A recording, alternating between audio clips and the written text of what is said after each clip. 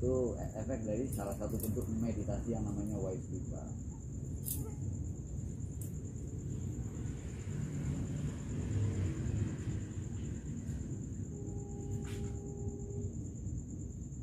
Pertanyaan lain? Tadi yang sudah dicatat ada? Ada. Ya. Ada sih di luar konteks ini ya. Nah, Karena saya pernah mengalami. ya. Nggak tahu itu benar atau enggak. Ya. Ini ya. Apakah santet itu benar ada? Oh iya. Sebetulnya santet atau apapun itu bisa menjadi ada karena satu sudah dipercaya. Kemudian apalagi kalau santet itu sudah menjadi semacam tradisi dan adat. Artinya adat, hal itu seringkali terjadi di dalam wilayah atau daerah. Katakanlah di Banyuwangi, orang Banyuwangi semua percaya dengan santet. Makanya nyantet orang Banyuwangi itu paling gampang. Paling gampang tuh nyantet orang Banyuwangi. Paling gampang menyantet orang Banten. Coba nyantet orang Barat, nggak bisa. Santet bule nggak bisa ya? Nggak bisa. Kalau bisa lah, presiden sana bisa kita santet. Kalau Karena di itu sudah barat menjadi kudu ya. keyakinan umum dalam suatu masyarakat. Apalagi bagi orang Banyuwangi. Dari lahir mereka sudah mendengar, sudah cerita kemarin tetangga kita disantet, tengis pusung ini udah. Itu menjadi ketakutan tersendiri dalam dirinya dan tertanam itu. Dan itu menjadi apa, benih-benih kemudian akan tumbuh dan jadi dalam kehidupan. Nah, yang semacam ini dalam pikiran kita itu yang disebut dengan efek placebo. Jadi dalam diri kita tuh ada, dalam pikiran kita itu ada satu kekuatan atau pengaruh yang kita sebut dengan efek placebo dan efek nocebo. Efek placebo itu gini. Contoh gini. Orang-orang kampung, orang-orang di desa. Ya, coba kita lihat kebiasaan orang desa gitu. Mereka sakit kepala, sakit batuk, sakit pusing, masuk angin. Yang diminumkan pilnya sama satu. Botrek kita lihat. Ya kalau pusing dikit botrek, masuk angin botrek, pilem botrek, ya sembuh. Itu sudah menjadi keyakinan dia. Yang menyembuhkan keyakinannya. Itu namanya efek placebo. Efek placebo terjadi berdasarkan kebiasaan. Contoh misalnya gini. Setiap kita mau ngasih makan anjing atau kucing kita pukul. Ting ting ting ting ting. Datang anjing. Setiap kita pukul gitu. Coba sekali waktu pukul tapi nggak ada makanan. Ting ting ting ting. Dia datang tetap. Dan dari mulutnya akan ngeces ngiler. Karena dia udah secara refleks udah tahu kalau makanan harusnya udah tersedia. Itu namanya efek placebo. Sebaliknya efek nocebo. Sehebat apapun obat itu, seampuh apapun kalau orang ini nggak percaya nggak bakal. Itu nocebo. Nah dalam kedokteran ya, itu ada juga pil yang disebut dengan pil placebo. Cuma nggak tahu orang-orang tahu nggak? Pil ini pil palsu. Dia hanya tepung biasa, tapi dia dikasih merek yang mahal. Pil ini digunakan sebagai obat pertama, karena diperkirakan orang ini sakit bukan karena penyakit yang sebenarnya, tapi karena pikiran. Jadi dicoba dulu dengan pil placebo. Kalau ternyata dengan placebo bisa sembuh ya sudah selesai. Tapi dokter di sini kan itu.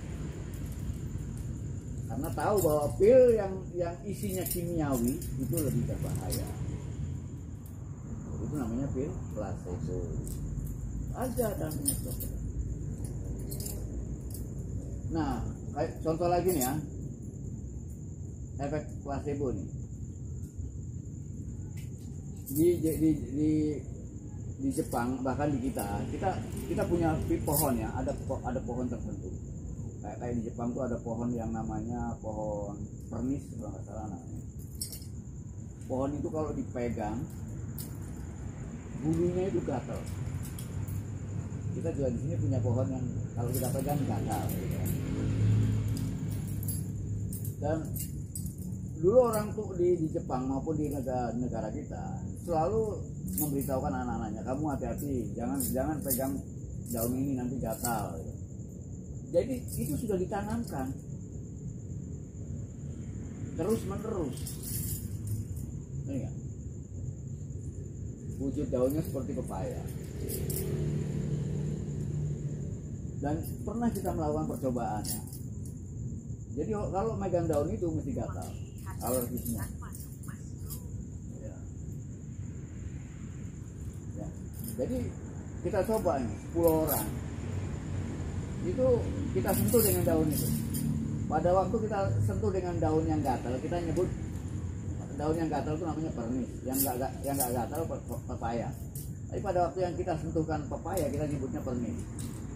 Pada waktu kita menyentuhkan pernis, kita nyebutnya pepaya.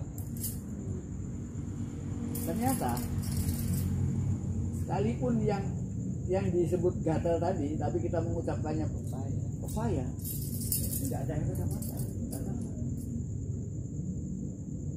Jadi hal-hal semacam itu sudah tertanam dalam memori dan sudah menjadi keyakinan. Dan kalau terjadi gatal alergi itu karena sistem juga. Pada saat alergi kemudian bentol-bentol itu juga karena ada unsur histamin yang turun. Jadi orang kalau menganggap gatal berbahaya histamin ini. Kalau histamin turun akan muncul bentol-bentol. Bentol-bentol ini terjadi dikarenakan pembesaran pembuluh darah. Karena efek dari histamin adalah membesarkan pembuluh darah agar oksigen itu bisa masuk ke dalam tubuh sesuai dengan kebutuhan. Fungsinya gitu, fungsi histamin itu melakukan pertolongan darurat agar oksigen yang dibutuhkan itu mampu masuki lewat pembesaran pembuluh darah. Nah, efeknya atau sensasinya pada saat terjadinya pembesaran pembuluh darah adalah gatal. Jadi gatal di sini bukan penyakit, tapi karena gatalnya nggak karuan ya ini digaruk. Ya, makanya orang kalau gatal kena alergi, obatnya apa coba? Antihistamin. Padahal histamin itu tentara yang tugasnya adalah melindungi daerah-daerah yang dianggap mendapatkan bahaya. Cara menghilangkan mindset itu gimana ya? Karena saya setiap pagi selalu gatal-gatal di muka. Maka dari itu kalau sampean mengatakan, kita kan seringkali menyebut sesuatu kotor, kita menganggapnya kotor, kan? Iya. Ketika sampean menganggap kotor atau lama itu kan sampean akan beranggapan bahaya. Oleh karena itu sampean harus mengatakan aman. Aman. Belajar tiduran di lumpur-lumpur aman. Oleh karena itu ketakutan yang ada dalam diri sampean itu sudah lebih berbahaya daripada virus yang ditakuti. Coba orang-orang gila itu makan di tempat sampah, kan tidak apa-apa. Kenapa? Karena dia bilang aman. Oleh karena itu menghadapi corona yang semacam ini kita bilang aman. Gitu. Aman.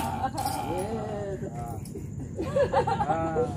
Saya itu kalau pasti mindsetnya apa aja itu ya. Selaput tidak saya kotor mesti saya gatal. Nah itu. Iya, Aman. aman.